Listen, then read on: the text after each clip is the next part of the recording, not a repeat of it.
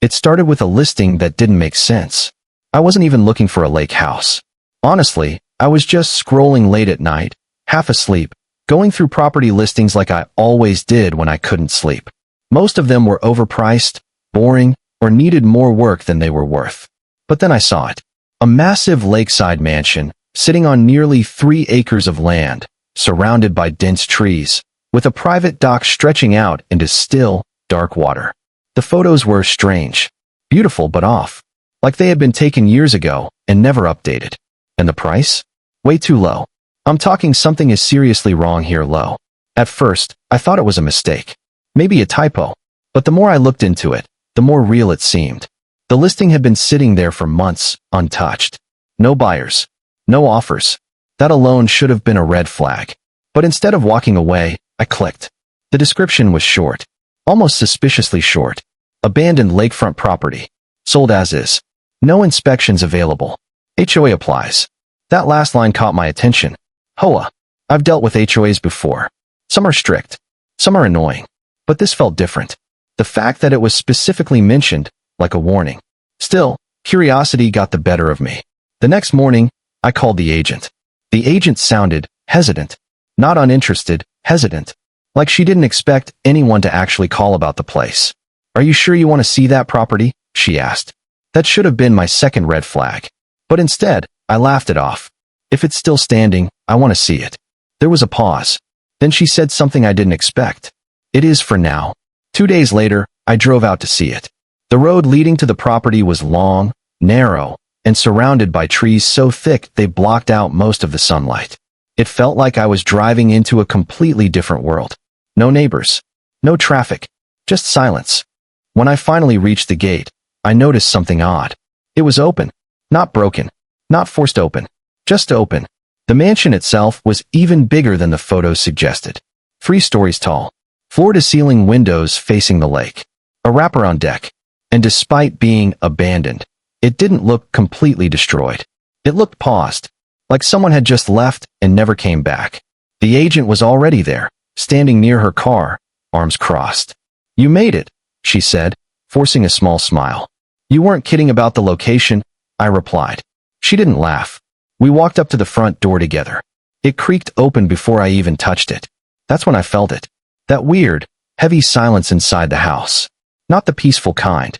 The kind that makes you feel like you're not alone, even when you are.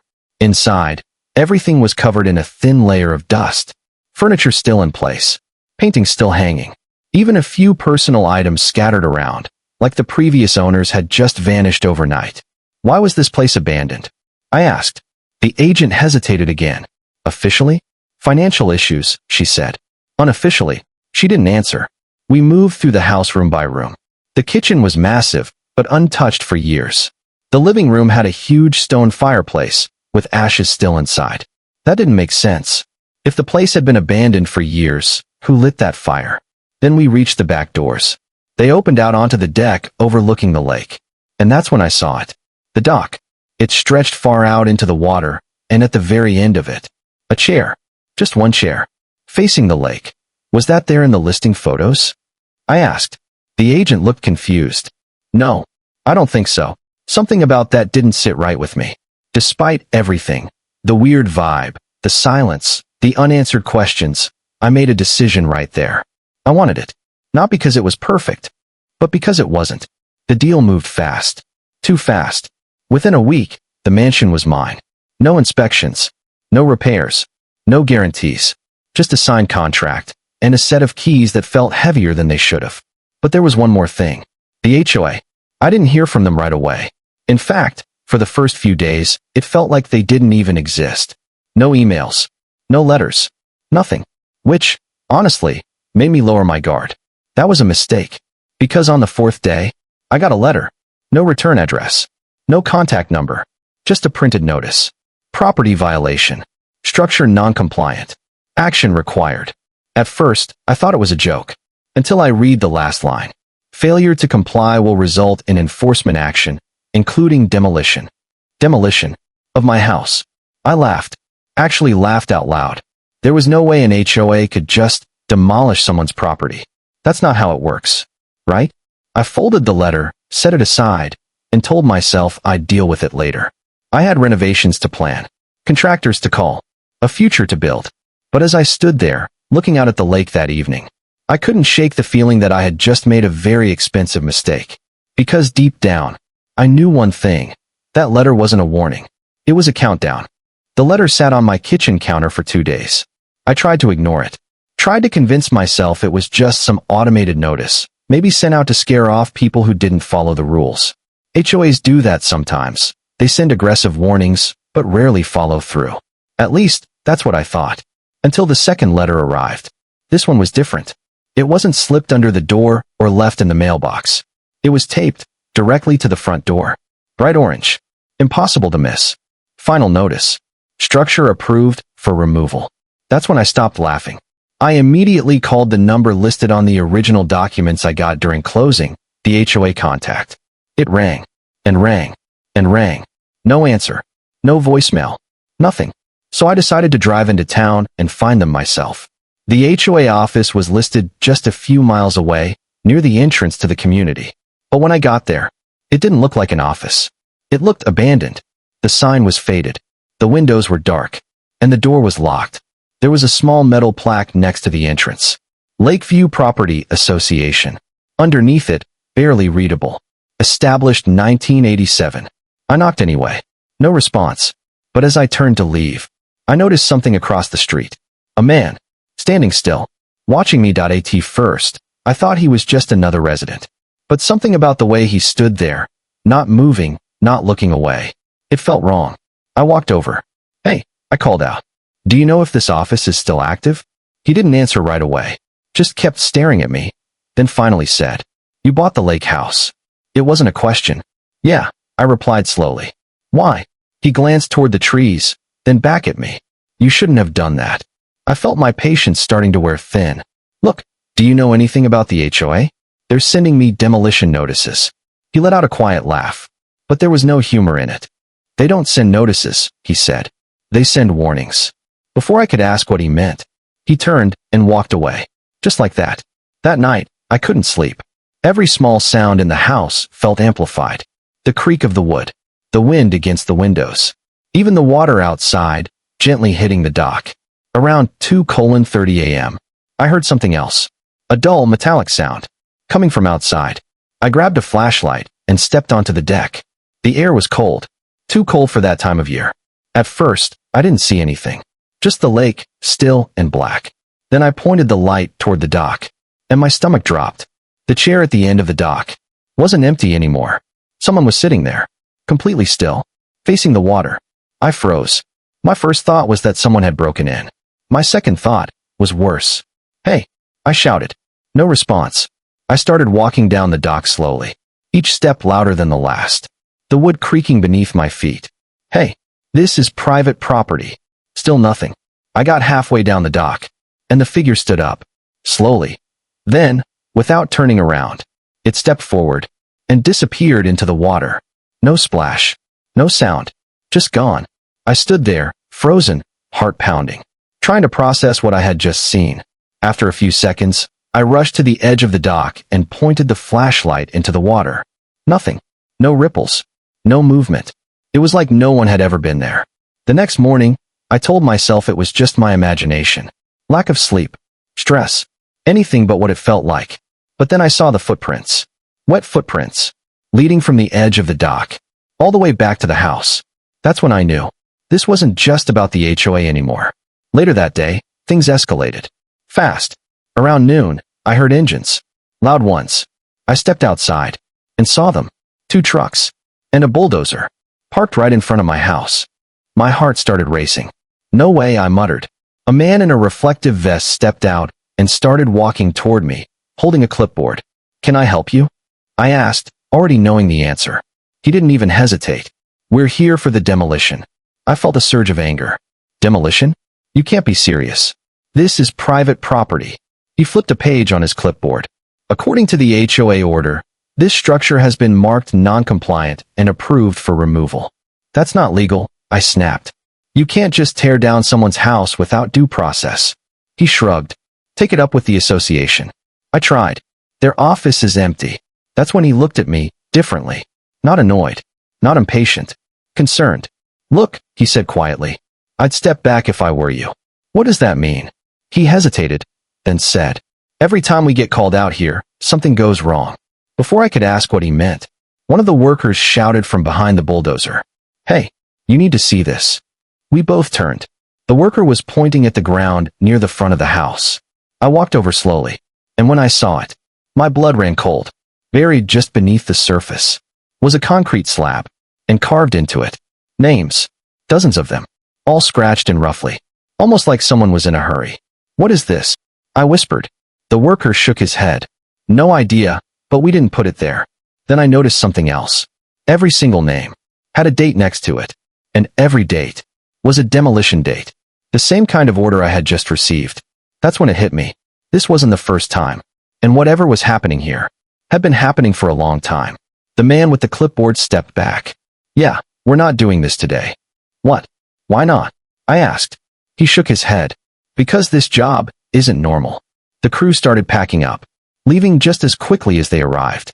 And just like that, I was alone again, standing in front of a house that someone, or something, was very determined to erase. But now, I had a bigger question. Why? I didn't sleep that night. Not after what I saw. Not after the names, the dates, the realization that this had all happened before. That concrete slab changed everything. This wasn't just some overreaching HOA. This wasn't about property violations. This was a pattern, and I had just become part of it. The first thing I did the next morning was research. I drove straight into town and went to the local records office. If those names were real, there had to be some kind of record. Ownership history. Property transfers. Something. At first, everything looked normal. The house had changed hands several times over the years. Different owners. Different purchase dates. But then I noticed something strange. Every single owner had only kept the property for a short time. A few months. Maybe a year at most. And then, the records would just stop. No resale. No transfer. No foreclosure. Just silence. Excuse me, I said to the clerk. Do you have any additional files on this property? She looked at the address, and her expression changed. Subtle, but noticeable. We don't keep extended records on that location, she said quickly. Why not? She hesitated, then leaned in slightly. Some places, she said quietly, are better left alone. That was the second time someone had said something like that to me, and I was done ignoring it. I went back to the house with one goal. Find out what really happened here. I started with the basement. It was the only part of the house I hadn't fully explored, mostly because the door had been stuck. Or at least, I thought it was. This time it opened. Easily. The air down there was different. Colder. Heavier. And it smelled damp. I turned on my flashlight and stepped inside. The basement was unfinished. Concrete walls. Exposed beams. But in the center of the room, there was something I hadn't seen before. A second slab. Smaller than the one outside. But similar. I moved closer, kneeling down to get a better look. And that's when I saw it. More names. But these were different. These names were scratched deeper, harder. And next to them were messages. Short ones. We fought back. Don't sign. It's not an HOA. My heart started racing. This wasn't about rules or violations. This was something else. Something much darker. And then I saw the final message. Carved deeper than all the others. They need the land. I froze. Because suddenly, everything started to make sense. The abandoned office. The missing records. The repeated demolitions. This wasn't an HOA. It was a cover. A system. Designed to scare people off. Or remove them completely. So the land could be taken. But for what? That answer came sooner than I expected. Because that night, they came back. Not just one truck. Not just a small crew. 5 vehicles. Black. Unmarked. They didn't park in the driveway. They surrounded the house. That's when I knew. This wasn't a warning anymore. This was the endgame. I grabbed my phone and started recording. If something happened, I needed proof. A man stepped out of the lead vehicle. Not in a uniform. Not in construction gear. A suit. Clean. Precise. Controlled. He walked straight up to the front door and knocked. 3 slow, deliberate knocks. I opened it. We stood there, face to face. You've seen too much, he said calmly. I didn't respond. You were given a chance to leave, he continued. Most people take it. And the ones who don't? I asked. He smiled slightly. They don't stay long. My grip tightened on the phone in my pocket. This isn't legal, I said. He tilted his head. Legal, he repeated. You think this is about legality? There it was.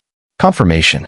This land, he said, glancing past me toward the lake, is valuable in ways you don't understand. Then buy it, I shot back. Like a normal person. Another small smile. We've tried that. Silence. Then he stepped closer. Last chance, he said.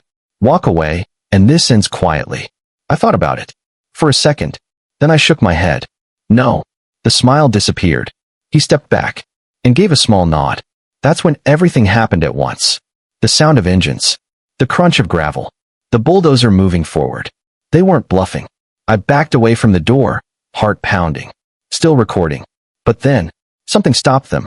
A sound. Loud. Deep. Coming from the lake. Everyone froze. Even the man in the suit. The water started to move. Not like waves. Not like wind. Like something underneath it was rising. Slowly. The surface broke. And for a moment, everything went silent. Then, a figure, standing at the edge of the dock. The same one I had seen before. Completely still. Facing the house. The workers stepped back. Not again, one of them whispered. The man in the suit didn't move. But I saw it. For the first time, he looked unsure. The figure took one step forward. And suddenly, the ground beneath the bulldozer shifted. Cracked. The machine tilted violently. The driver jumped out just in time. Then another crack. And another. The concrete slab in front of the house split open. The names gone, like they had never been there. Panic spread through the crew. We need to go, someone shouted. And just like that, they did. Engines roared. Doors slammed. Within seconds, they were gone. All of them. Except me. And the figure. We stood there in silence. Then slowly, it turned. And for the first time, I saw its face. Not clearly. Not fully. But enough. Enough to recognize something impossible. It wasn't just one face. It was many. All of them overlapping. Every name I had seen. Every person who had been here before me. They were all there. Watching. Waiting. Protecting. Then, just as suddenly as it appeared, the figure stepped back and disappeared into the water. The lake went still again. Like nothing had happened. I stood there for a long time, trying to process it all. The next morning, everything was quiet. No trucks. No letters. No notices. Nothing. It's been 3 months now. I still live here. The HOA? Never heard from them again. The office? Gone. Completely removed. And the house? Still standing. But sometimes, late at night, I see it. That same chair. At the end of the dock. And sometimes, it's not empty.